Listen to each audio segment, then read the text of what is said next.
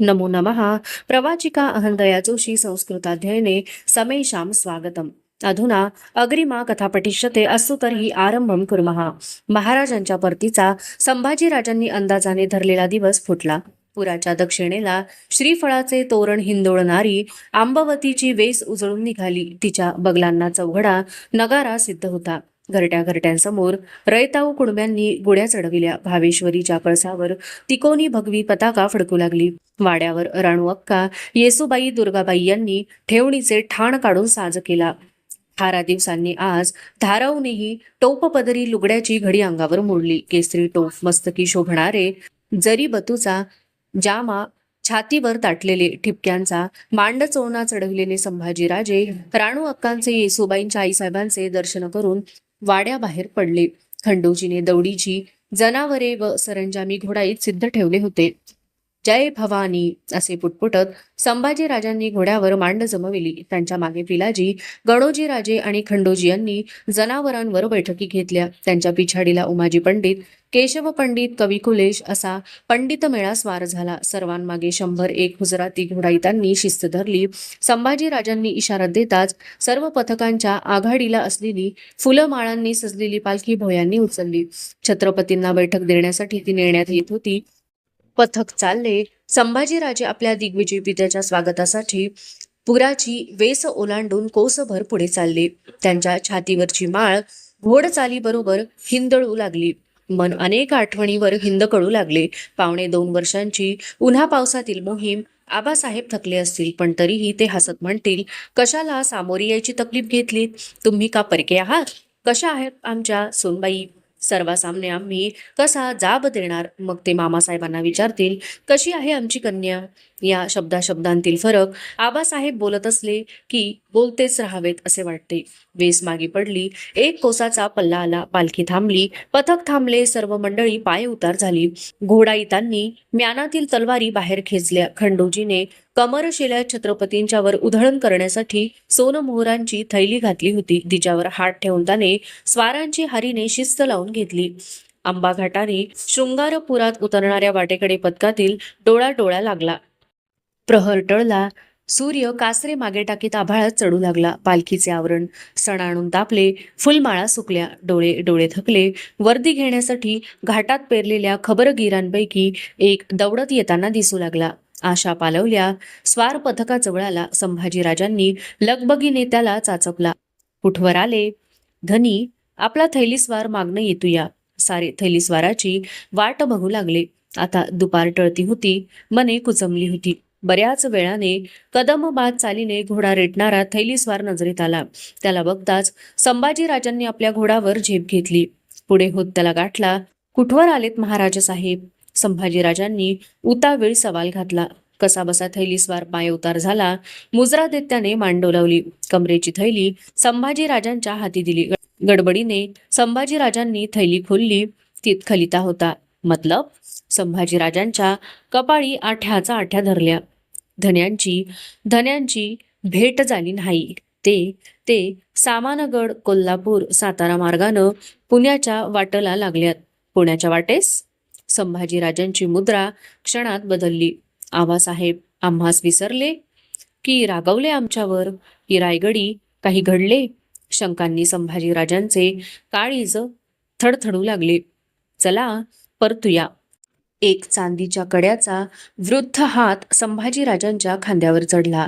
आजवरची अदब बाजूला ठेवून आपल्या जावयाची व्यथा जाणलेला तो हात पिलाजींचा होता. पथक परतले.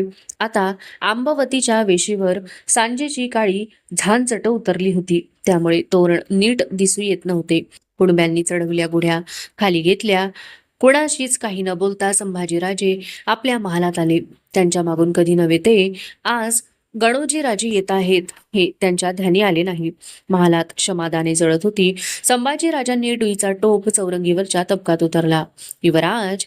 गणोजींच्या आवाजाने संभाजीराजे दचकले. तरीही स्वतःला सावरीत म्हणाले, बोला युवराज. खरोखरच तुम्ही नावाप्रमाणे शंकरासारखे सांब भोळे आहात. मतलब? संभाजीराजांचे मानेवर रुळणारे केस डोलले. त्यांनी गणोजींच्यावर नजर रोखली. आम्ही सांगतो काय झाले आहे ते. छत्रपतींनी ही वाट का टाळली ते.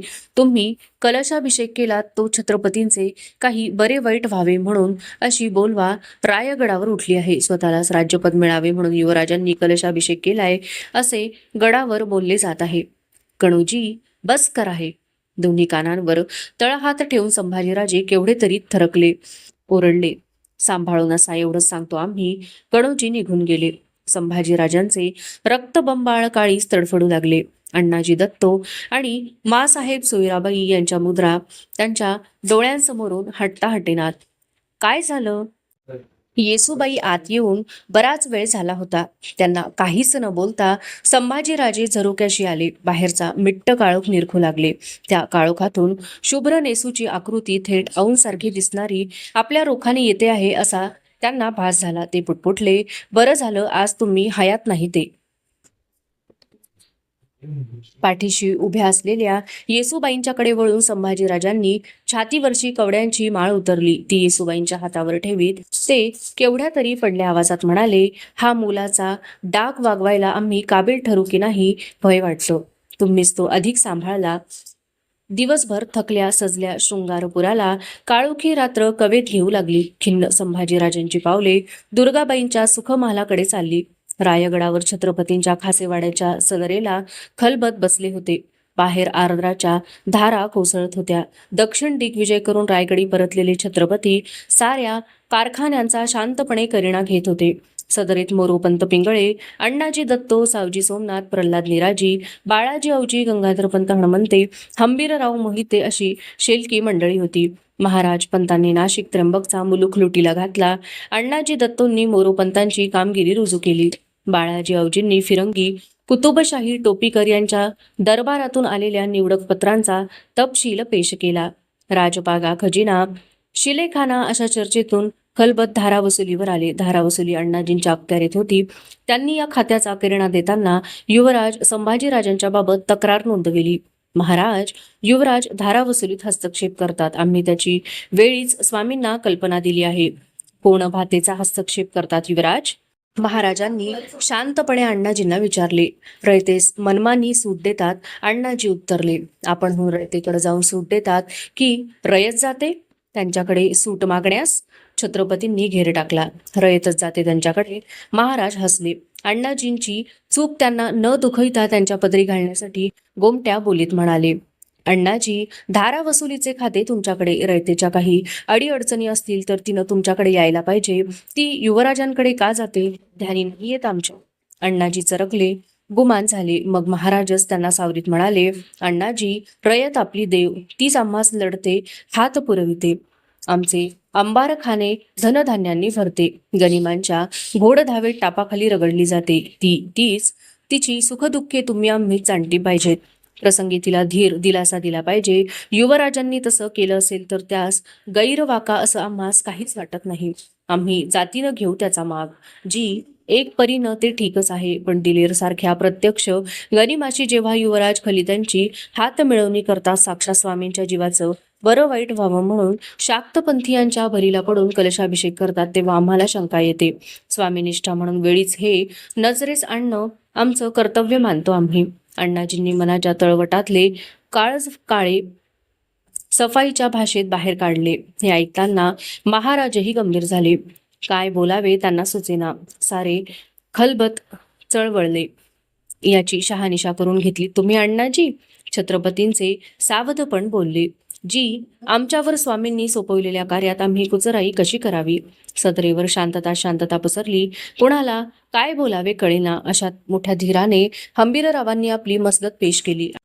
अण्णाजींनी केलेल्याली शानिशा गैर नाही असायची, पर आम्हासनी वाटतं एक डाव धन्यानी युवराजासनी सामने याद बोलवावं. जे असलं नसलं त्याचा साफ जाब विचारावा. खलबतातील कितीतरी जणांना ही मसलत मनोमन पटली. तशा मानाही डुलल्या. पण छत्रपतीच म्हणाले, हंबीरराव, तुमचं म्हणणं पटतं आम्हास, पण तुम्हाला वाटतं जर खरोखरच असं असेल तर युवराज आमच्या समोर ते मान्य करतील? आणि तसं नसेल तर आम्हीच हे विचारतो आहोत, याचा कोण कयास बांधतील ते? जवळची माणसं आमच्या शब्दांचा गैरमतलब लावून कशी बिथरतात हे नेताजींच्या आणि प्रतापरावांच्या बाबतीत पारखलं आहे आम्ही. दोनदा पोळलेले हात तिसऱ्यांदा पोळून घ्यावेत, तेही युवराजांच्या बाबतीत. कैसे व्हावे? छत्रपती अस्वस्थ झाले.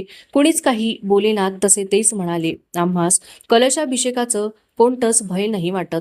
तसा मिर्झा राजा रजपूतही आपल्या कुलदेवी चंडीला लक्षाभिषेक करूनच आम्हास नेस्तनाबूत करण्यासाठी आला होता. आमच्या जीवाचं जे बरं वाईट होणं असेल ती कुणाच्या इच्छेनं नाही, ते साक्षात जगदंबेच्या इच्छेनेच होईल. पण आम्हास धास्त वाटते ती या राज्याच्या बरं वाईटाची युवराजांच्या मनी सिंहासनाची हवस उठली असेल आणि ते दिलेरसारख्या कडव्या पठाणी गनिमाशी हातजोड करत असतील याची खातर जमा झाली तर आम्हास रक्ताचं नातं परत सारून त्यांचा बंदोबस्त कठोरपणे करावा लागेल. त्यापूर्वी त्यांना एक संधी देण्याचं आमचे मनी आहे. आजवर आईनं कौल दिला तसं करीत आलो तसंच करू. छत्रपती थांबले. त्यांचा निर्धार बघून अण्णाजींचे डोळे लखलखले. सदर उठली. मानकरी खासे वाड्याबाहेर पडले. अण्णाजी दत्तू कारभाऱ्याबरोबर आपल्या वाड्याकडे निघाले. झडते मुजरे ते स्वीकारित होते, पण त्यांचे मुजऱ्यात लक्षण होते. मनोमन ते एकाच गोष्टीचा अंदाज घेत होते. महाराज युवराजांना एक संधी देणार, ती कोणती असावी? काय बेत असावा छत्रपतींचा? सृष्टी उन्हाच्या सोनेरी श्रीफळाने आणि तांदूळ दाण्यांनी श्रावणश्रीची ओटी भरू लागली. येसुबाईंचे डोहाळे जेवण झाले. या विधीला येसुबाईंना ओटी भरण्यासाठी रायगडाहून साज पेहरावाची 2 तपके आली. एक छत्रपतींचे आणि दुसरे पुतळाबाई साहेबांचे. पुतळाबाईंनी निरोप धाडला होता. येण्याची खूप हौस असता येणे होत नाही. मनी किंतु धरू नये, तब्येतीस राखून असावे. धारव आता येसुबाईंना सोडून हालेनाशी झाली. तळ हातावरच्या फोडासारखी जपू लागली. श्रीकृष्ण जन्माष्टमी मागे पडली. श्रावण वद्य एकादशीचा दिवस उमटला. शिर्क्यांच्या वाड्यातील बाळंतिणीच्या दालनात बालबोल फुटला. कन्यारतन आलं. भावेसरी पावली. सुईणीने सुवार्ता ऐकवली. येसुबाई मासाहेब झाल्या. संभाजीराजे आबा झाले. राजकुळातील लाभाचे पहिले नातमुख जन्मास आले. वाड्यावर नगारा चौघडा दुडदुडू लागला. उखळीचे वारं उठले. आजोबा झालेले पिलाजी वाड्याच्या सदरेवर बैठक घेऊन बरातीतील साखर रयताव्याला वाटताना हसत म्हणाले, आम्ही म्हातारं झालो बाबांनो, नातवंड आलो. संभाजीराजांना ही खबर कळताच त्यांच्या मनाची गत लागली. आज थोरल्या आऊ असत्या तर किती लगबगीनं त्या आमच्याकडे आल्या असत्या. कशा कशा प्रकारे बोलून त्यांनी आम्हास सामने खडे राहणं कठीण करून सोडलं असतं. आणि आमच्या मासाहेब, त्यांच्या तर चेहराही नीट याद नाही होत. त्या सावळ्या होत्या म्हणे. धाराऊ उजळ आहे. तिची सावली बघताना तीच आम्हास मासाहेब वाटली. आम्ही आवा झालो. केवढं मनाची घालमेल करणारं हे सत्य. सत्य की स्वप्न? आमचे आबासाहेब आजोबा झाले. आजोबा थकले असतील आबासाहेब दख्खनेच्या मोहिमेनं. ही खबर ऐकून त्यांना कोण खुशी होईल? टाकोटाकीनं ते नाथ मुख बघण्यास पुरात येतील. आम्ही त्यांचे चरण बघू. किती दिवस झाले त्यांचे दर्शन नाही. जीवाची उलघाल इथे कोणास बोलावी? कशी? काय आज्ञा आहे युवराजांची? रुजू झालेले परशुराम पंत अदबीने बोलले. पंत, फलटण, सिंदखेड, रायगड असे चौवाटा थैलीस्वार धाडा. आम्हास कन्यारत्न झाल्याचं कळवा. रायगडी आबासाहेबांना लिहा. आपण आजोबा झालात. आपलं दर्शन घेण्यास आपली नात वाट बघते आहे. बारशाचा दिवस उजाडला. पिलाजींच्या वाड्याला आज कौतुकाचे उत्साहाचे कसे भरते आले होते. वाड्यातील लहान थोर माणूस नवे नेसून नटले होते. पिपाणी नगाऱ्याची झुंज झुंपली होती. वाजत गाजत चारी वाटांनी गोतावळ्यांचे बाळंत विडे वाडा चढू लागले. सदरी बैठकीवर बसलेले संभाजीराजे भट भिक्षुक गोसावी बैरागी यांना दाणे देऊ लागले.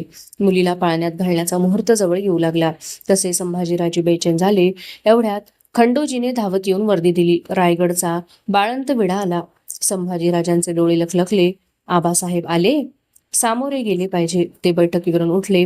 आज्ञा सुटली. खंडोजी सामोरे गेले पाहिजे, सिद्धता करा. खंडोजीने युवराज कसल्या गैरसमजात आले हे ताडले. मान खाली घेत तो म्हणाला, थोरले स्वामी नाहीत आले. ठक ठक ठक. संभाजीराजांच्या काळचाला शंकेचा सुतार पक्षी टोचा मारू लागला. चर्या उतरली. नाही आले? त्यांच्या तोंडून न कळणारे शब्द सुटले. रायगडचा बाळंत विडा वाजत गाजत वाड्यात घुसला. तो घेऊन येणाऱ्या स्वारांनी संभाजीराजांना मुजरे दिले. सरपोसांनी झाकलेली बाळंतिणीच्या मानाची 2 तपके त्या स्वारांनी सदरीवर ठेवली. रायगडचा निरोप झुकत्या मानेने राजपुत्राला पेश केला. धन्यांची तब्येत खराब हाय. ह्यो बाळंत विडे दिल्यात. सांगावा हाय नाव भवानीबाई ठेवावं. संभाजीराजे सुन्न झाले. ते सलगरीवरून उठले. महालाच्या रोखाने चालू लागले. मुहूर्त साधून घटिकापात्र घंगाळात डुबले. राजकुंवरबाईंनी आपल्या भाचीला पाळण्यात घालून तिच्या कानात तिचे नाव सांगितले, भवानी भवानी भवानी. राजकुंवरबाईंनी पाळण्याला पाठ लावून झोला दिला. त्या झोल्यावर भवानीचा पाळणा हिंदोळू लागला. या समारंभात दुर्गाबाई दिसत नव्हत्या. वांत्यांनी बेजार झाल्याने त्या आपल्या महाली लेटून होत्या. दसरा मागे पडला. या खेपेला सोनं आखाड्यावर हत्यार मार करायला संभाजीराजे दसरा माळावर गेले नाहीत. कुणाशीच काही न बोलता ते दिवसेंदिवस आपल्याच महाली एकले राहू लागले. त्यांचा आपल्याच मनाशी मनाचा संवाद जुंपला. त्याची उकल त्यांना होईना. गुंतवा झालेल्या मानी राजमनाचा शेव काही केल्या हाताशी येईना. असह्य भयान एकल कोंडेपणाने त्यांच्या भोवती घेर टाकला. वाड्यावर सासूरवाडीचे शिर्के मंडळ होते. रक्ताच्या नात्याच्या राणू अक्का होत्या. अग्नीच्या साक्षीने पाठीशी आलेल्या येसूबाई, दुर्गाबाई या अर्धांगी होत्या. खंडोजी, रायाजी, अंतोजी असे इमानाचे सोबती होते. उमाजी पंडित, केशव पंडित, कवी कुलेश असे शास्त्र पारंगत पंडित होते. पिलाजींच्या सारखे जाणते थोर पण होते. पण यांपैकी कोणीच त्यांना आपले आहे याचा भरोसा काही येईना. नुकत्याच जन्मलेल्या कन्या रत्नाचे कौतुकही त्यांच्या लेखी उसरले. मन अनावर फरफटीला लागले. शंकांचे पलोते नाचवू लागले. असं का व्हावं? आम्ही खातर जमेनं हाती घेतलेल्या सोन्याची मातीच का व्हावी? जर साक्षात आबासाहेबांच्या मनीसांच्या बाबीनं काही अंदेशा आला असेल तर वरकड सारं असून नसल्यासारखं. आमच्याविषयी त्यांच्या मनी कसलं कुट्ट काळ आणि कुणी कुणी घातलं आहे का? मासाहेबांचं असं आम्ही काय वाईट चिंतलं आहे? कोण जातीचा ताप तर आम्ही अण्णाजींना दिली आहे. कर्नाटक स्वारींवर जाताना महाराज साहेब आम्हाला पुरा ठाण करून जातात. त्यांच्या दिग्विजयाला गालबोट लागू नये म्हणून मनावर धोंड ठेवून आम्ही ते शिरसा वंदे मानतो. परतीच्या वाटेवर महाराज साहेबांना आम्हास भेटावंसं वाटत नाही. आमच्या पोटी जन्मास आलेल्या आपल्या नातवंडाचं मुखदर्शन घेण्यास ते आले नाहीत. काय चाललं आहे हे? कुठल्या कसूराची ही आम्हाला शिक्षा आहे? आम्ही थोरले म्हणून जन्मास आलो हा कसूर? आम्हाला युवराज पदाचा अभिषेक झाला हा आमचा कसूर? ती न कळत्या वयात आमच्या मासाहेब गेल्या आणि आईनं हव्या होत्या त्या समयाला थोरल्या आऊ गेल्या हा आमचा कसूर? आबासाहेबांचा आमच्याविषयी गैरमेळ पडला आहे खास. आमच्या वतीनं रायगडी तो कोण निपटणार? कोण सफाई देणार? आम्हाला जातीनिशी का बोलवणं होत नाही रायगडावरून की आम्ही हयातभर शृंगारपुरी सासऱ्यांच्या वाड्यातच पावणेर झोडत राहावं अशी इच्छा आहे आबासाहेबांची. 2.5 साले झाली आम्ही इथं आहोत. आता इथं राहणं नको वाटतं. पण जावं तरी कुठे? कसं? त्यांना काही सुधरेनासे झाले. युवराज गडाहून थैलीस्वार दाखल झाला आहे. थैली खाशी म्हणून सदरेला खोळंबून आहे. महाली आलेल्या परशुरामपंतांनी वर्दी दिली. थैलीस्वार गडावरचा? आबासाहेबांनी नक्कीच याद फरमावलं असणार. क्षणापूर्वीची संभाजीराजांच्या चेहऱ्यावरची काळजी नाही निपट झाली. झपाझप चालत ते सदरेला आले. सदरेच्या चाकरमान्याने झडते मुजरे दिले. रायगडाहून आलेला थैलीस्वार आदबीने पुढे झाला. त्याने कमरेची भगवी थैली युवराजांच्या हाती दिली. संभाजीराजांनी क्षणैक मस्तकाला भिडवून लगबगीने थैलीचा फासबंद उकलला. वळी बाहेर घेतली. खुल्या खलित्यावरचे शब्द टिपू लागले. श्रियासह विराजित अखंड लक्ष्मी अलंकृत युवराज शंभूराजे प्रति अनेक उदंड आशीर्वाद उपरी विशेष. वज्र चुडेमंडित सौसुनबाईस कन्यारत्न जाहले. वृत्त ऐकून परमसंतोष झाला. आता विशेष करून लिहिणे ते पत्र देखत जरुरीने सज्जनगडी कूच होणे. समर्थ चरणी रुजू होऊन चित्तास शांती लाभेल तसे करणे. समर्थ देतील तो बोध सावधपणे मनी धरणे. मनी भले बुरे जे असेल ते समर्थ चरणी ठेवणे. विशेष काय लिहिणे जाणीजे. खलित्यातील शब्दाशब्दांनीशी संभाजीराजांच्या डाव्या भुवईला कमानबाग चढत गेला. टपोरे डोळे आक्रसले. छातीचा जामा काखेत दाटून आला. मनात विचारांची शंकांची धुमाळी माजली. म्हणजे आबासाहेबांच्या मनी आमच्या बाबीनं अंदेश आला खास. आम्ही सज्जनगडी समर्थ चरणी जावं. समर्थ देतील तो बोध ऐकावा. कशासाठी? मने भुरीबुरे असेल ते निपटण्यासाठी. असं काय भलं बुरं आणलं आम्ही मनी? इथं ठाण होऊन सुभा सांभाळला हे? अडल्या रयतेला धारा माफी केली हे? की अपत्याच्या अरिष्ट निवारणार्थ कलशाभिषेक केला हे. आबासाहेब आबासाहेब कसली आज्ञा दिलीत आम्हासी. आम्हाला बोध नको आहे, हवं आहे आपल्या चरणांचं दर्शन. थोरल्या उंच्या छत्रीचं दर्शन का जावं आम्ही सज्जनगडास. कशासाठी. हाती खलिता घेऊनच संभाजीराजांनी सदर सोडली. ते तसेच येसूबाईंच्या दालनी आले. हातातील खलित्याची वळी उठवीत म्हणाले, ऐकलं, गडाहून आबासाहेबांचा खलिता आला आहे. आम्हास सज्जनगडी रुजू होण्याची आज्ञा आहे. समर्थ चरणी मनस भलबुरं ठेवण्यासाठी का जावं आम्ही. येसूबाईंनी कुशीत घेतलेल्या 2 महिन्यांच्या भवानीचा पदर हलकेच सोडला. हसत त्या म्हणाल्या, एवढं संतापण्यासारखं काय आहे त्यात. सज्जनगड पावनस्थान आमचं ऐकावं, आज्ञेप्रमाणे सज्जनगडी कुस ठेवावं. आम्ही अशा गुंतून पडलो, नाहीतर आम्हीही आलो असतो समर्थ दर्शनास. यांच्या शांत उत्तराने संभाजीराजे चकित झाले. स्वतःशीच विचारगत होत पाठीशी हात बांधून फेर घेऊ लागले. थोड्या वेळाने दालनाबाहेर पडण्यापूर्वी संथ शांत शब्दात म्हणाले, ठीक आहे, जाऊ आम्ही सज्जनगडास. अवशिष्टा कथा अग्रिमे भागे पठिष्यते. अस्तु तर्हि पुनर्मिलामः. तावत् मंगलं भूयात्, शुभं भूयात्. नमो नमः. धन्यवादः.